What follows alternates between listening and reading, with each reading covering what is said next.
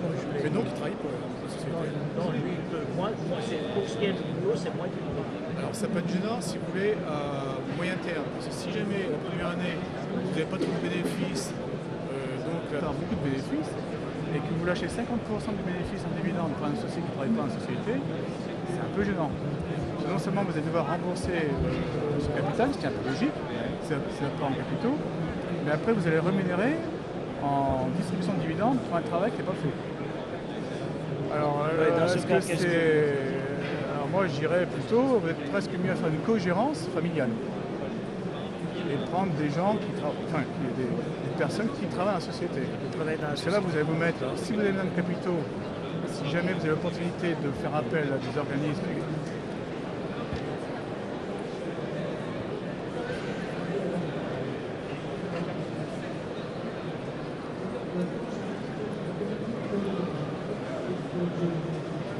Ça c'est réglé. Deuxième chose, niveau salaire, vous voyez tous les mois un salaire. Et dans ce cas-là, vous êtes considéré, si vous voulez, comme vous avez des rémunérations. Et l'avantage de ça, si vous voulez, c'est qu'au moment du bilan, quand on fait le bilan, si vous avez 100 000 euros de bénéfices, on peut très bien dire je prends que 50 000 de salaire, 40 000, c'est très souple, vous déclarez ce que vous voulez. Et les salaires que vous prenez, on déclare ça à la RSI et aux impôts. C'est un statut qui est mieux que le statut salarié. Mais alors ça, il faut prendre des chiffres en main.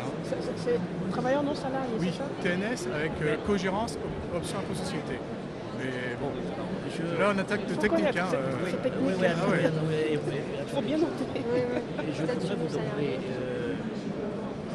est-ce qu'à la fin de chaque mois, je peux donc prélever un salaire, mettre sur un compte, dire à mon banquier, autre que la banque sur le plan professionnel, dire à mon banquier que ça c'est mon salaire dans une autre banque et après solliciter un crédit par rapport à ça. Et nous, experts comptables, on vous fait une attestation comme quoi nous attestons que monsieur Aboussou se prend comme rémunération tous les mois tel montant. Ça atteste votre crédit. Ah mais ça m'aide, oui, on va... Par contre, une question moi que je pose, c'est en cas de litige 50-50, qui est... Alors le problème en cas de litige, c'est que si on prend 51 pour monsieur, on ne sait plus faire une cogérance. Bah oui, mais là 50-50, c'est qui prend les décisions? Il y a une assemblée qui... Alors après, on nomme un gérant. C'est un principe... Voilà, gérant et co-gérant. Donc ça serait le gérant. Le principe, c'est deux cogérances avec une gérance de l'exploitation. Ouais, mais en cas de décision... en cas de dernier mot, s'il faut que quelqu'un ait le dernier mot. Alors, dans ce cas-là, le droit de veto, si vous voulez. Alors, ce qui est plus simple, dans ce cas-là, il faut faire une URL, option impôt société. Là, vous êtes tout seul dans la société. Vous pouvez prendre proposer à votre conjoint de un statut de salarié, vous l'embauchez comme salarié, mais au moins vous restez maître à bord. Et vous êtes salarié aussi? Et dans ce cas-là, vous avez le même statut que ce que je vous ai dit avant. Vous n'êtes pas salarié, vous êtes TNS. On a toujours le statut TNS, c'est compatible avec... C'est URL, option impôt société. Dans ce cas-là, vous êtes tranquille, vous êtes 100%. Et je pense que c'est mieux pour vous parce que moi j'ai déjà vu en clientèle, quand vous aviez une conjointe puis qu'un jour ça va mal, ça bloque toutes les affaires, et vous êtes obligé de proposer bilan ou d'arrêter à cause de ça. Ou bien ça dure des...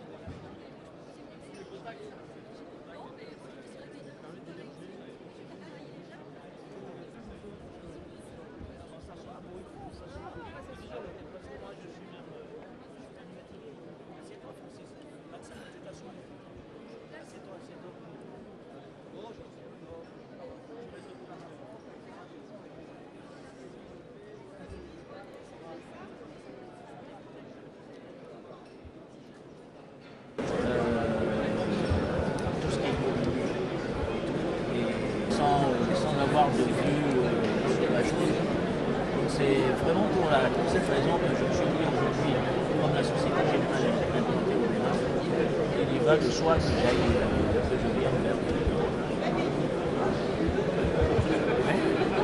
sachant quand même qu'en termes de commercialisation, la Société Générale a son réseau et nous avons le nôtre. Oui, d'accord. Là, c'est simplement appartient à la Générale. Mais en termes d'exploitation, on est indépendant. C'est-à-dire qu'aujourd'hui, pour faire simple, aujourd'hui, nous, dire local mais de proximité, on exerce sur le territoire français. Si le siège est à Paris, parce que le siège sera centré à Paris. Si le siège est à Paris, il y a toujours les transactions peuvent se faire entre l'Afrique. Exactement, parce qu'en fait. Oui, mais après, c'est une question de garantie, comme vous dites. Par exemple, je vais revenir sur un exemple plus simple. Un particulier qui achète un bien immobilier à l'étranger, s'il n'a pas une garantie en France, on ne pourra pas de garantie. D'où notre difficulté à nous d'intervenir. Bon, mais écoutez, on va faire simple. Si on veut une banque qui va travailler avec nous et va nous faciliter, si par exemple dans mon prévisionnel, je veux partir sur maintenant un local ici, pour ce qui est du paiement de mon personnel et tout un tas de choses, mais en France, ça je peux voir tout ça avec vous, c'est-à-dire élaborer un plan. C'est une chose, la Crédit Nord c'est autre chose. C'est vrai que finalement, nous, on appartient à la Générale, en fait, mais en termes d'activité, on est indépendant. Et donc vous ne pourrez pas en fait collaborer avec la Société Générale en Afrique? En interne, si, parce qu'on a en moyen des façons de faire. Oui, mais en termes de, encore une fois, si vous demain, un exemple, comme je disais, que vous financez un bâtiment au Bénin, nous, qu'est-ce que ça vaut au Bénin? C'est logique. Je vois. Donc là, bon, écoutez, on va... Après, si c'est simplement du commerce extérieur, après c'est une question d'assurance crédit et tout ça. Oui, d'accord. Et le chiffre d'affaires serait de... Mais justement, cette question, c'est la question Paul du jour. C'est la code cette code de Twin. Ah oui. Ouais, je vais vous dire. En fait, oui, parce que si je peux me permettre, en termes de banque, justement, on est structuré par marché. Exactement. C'est ce que justement. Et c'est ce que je dis. Nous ici, on est présent, dire un terme professionnel, parce que l'environnement, c'est surtout de l'application d'entreprise. Donc, en principe, c'est du local, ou ça vous engage sur la réalisation. Mais si vous êtes sur un certain chiffre d'affaires, on a une antenne, un réseau d'entreprise qui ne fait que ça. Oui, voilà. Bon, je vais vous donner un exemple. Si maintenant on partait sur un chiffre d'affaires de 300 000 €, ça c'est du professionnel. Donc ça reste notre domaine à nous. Voilà. Mon comptable. Je suis arrivé. C'est parfait ça. De préférence. Oui. Ah, la banque, elle... Ah, le banquier. Ah, le banquier, c'est... Ah, les banquiers. Mais bon, on peut rien faire sans vous non plus. Donc, bon, ben... Nous, c'est pas notre argent, en fait. Oui, c'est ça aussi. Ouais, ben c'est bien. Et en fait, on doit toujours assurer la bonne finalité de la chose, il faut que... Bon, maintenant, il y a toujours un risque, mais il peut être inhérent à la personne. C'est-à-dire, crise économique, chômage, il y a beaucoup de choses qui peuvent prendre en compte. Mais au départ, on doit être carré. Eh bien, c'est parfait, c'est bien tout ça. Mais je crois qu'on a fait tout le tour, non? Quelqu'un a une question à poser? Maxime? C'est bon. Il faut des sous pour inventer. Il faut des sous. Pour résumer. C'est clair. Ah, mais l'argent, c'est le nerf de la guerre. C'est le nerf de la guerre. Moi, c'est toujours ce qu'on m'a dit. Effectivement. Non, mais c'est ça la réalité en fait. Bon, mais merci. Maintenant, l'expression on ne prête qu'aux riches, alors, on peut croire que c'est vrai, mais on prête à tout le monde. Le tout au départ, c'est de prendre, parce que, encore une fois, on n'est jamais sûr d'aller à la fin d'un projet. On est des salariés, mais on ne sait pas. L'entreprise peut exploser, mais c'est pas ça. Et sur tout ce qui est créateur, investisseur, au départ, à partir du moment où on a pris les garanties, j'ai pas vu que vous étiez intervenu sur Oseo. Oui. Bon, ben, ça, c'est un bon partenaire aussi. Il y a un pourcentage, je crois, d'apport il y a un apport d'au moins un tiers. Pour être crédible, si on annonce un chiffre de 1,5 million en apport propre, il faut s'y faire combien à peu près? Le chiffre d'affaires, c'est une chose. Mais après, c'est aussi de quoi vous aurez besoin. Si vous dites, moi je vais réaliser 1,5 million, j'ai besoin que d'ouverture de compte.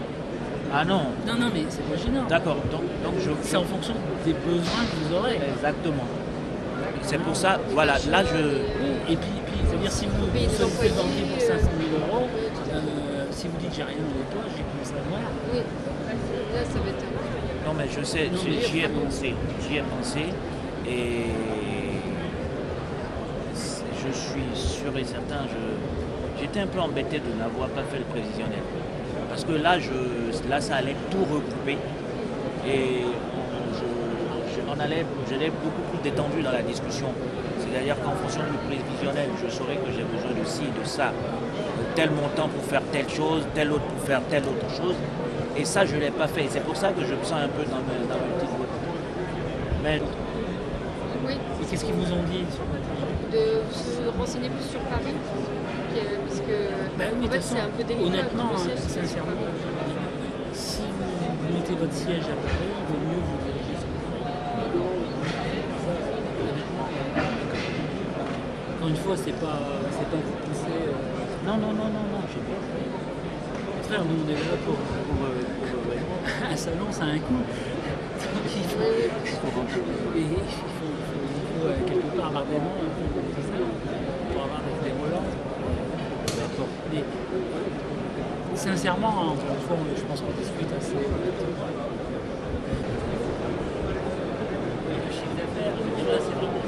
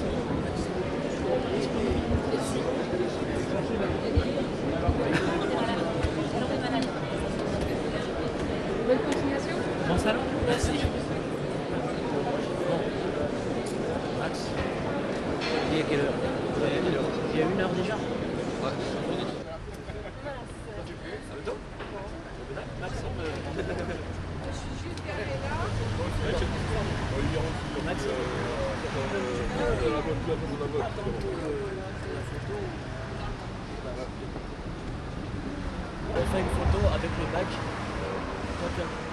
Le badge. Le badge, il est dans ma poche. Mais une fois que t'es rentré, c'est bon. Hein? Ouais, on n'a pas la photo dessus. Ouais, mais il y a le nom. Il y a le nom. Ouais. C'est vrai que c'est vachement discret dans ce badge. Ah bon, on va faire une photo et puis si on peut le tourner, si on peut le tourner de manière à ce qu'il y ait le...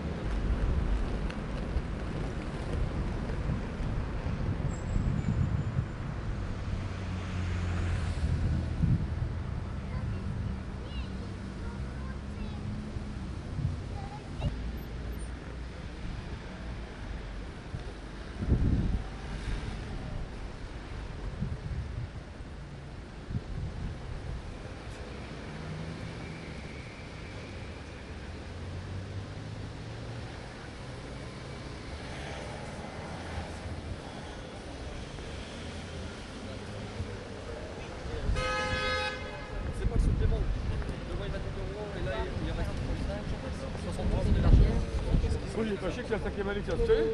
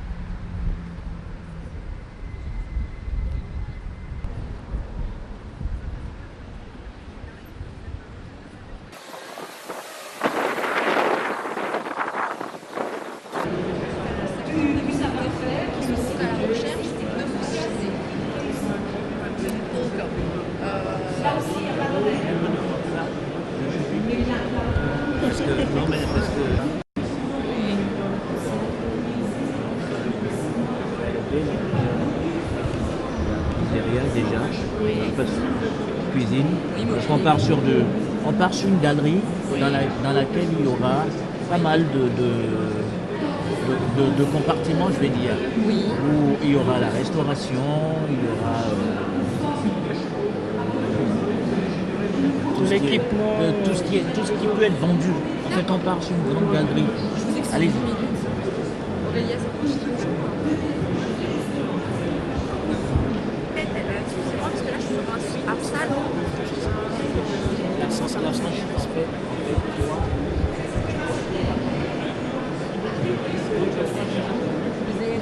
Je fais une recherche de clients, donc ça va être un couple avec un minimum d'apport, donc c'est toutes les informations qu'on demande, le candidat et on transfère toutes les informations.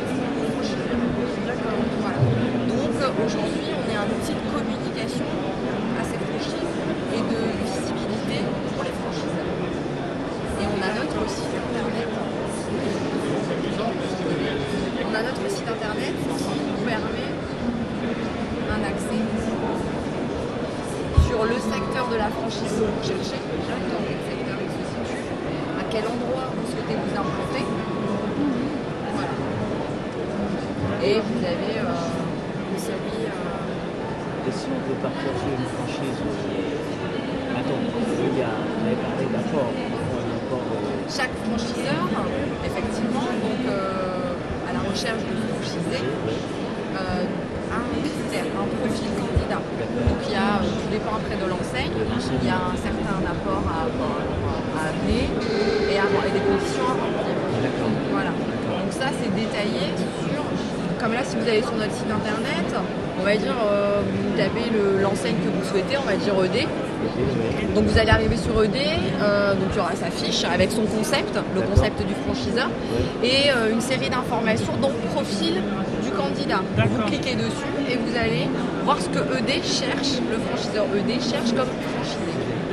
Dites-moi, est-ce que vous avez la globalité des franchiseurs ou pas? Vous avez une bonne partie? Une bonne partie. Là sur ces fiches ou... C'est juste une partie. Bon, donc si on va sur votre site, on va avoir tous les détails. Donc voilà, donc ça c'est intéressant. Stéphanie, je vais vous demander, on va voir ça, comment on va organiser ça.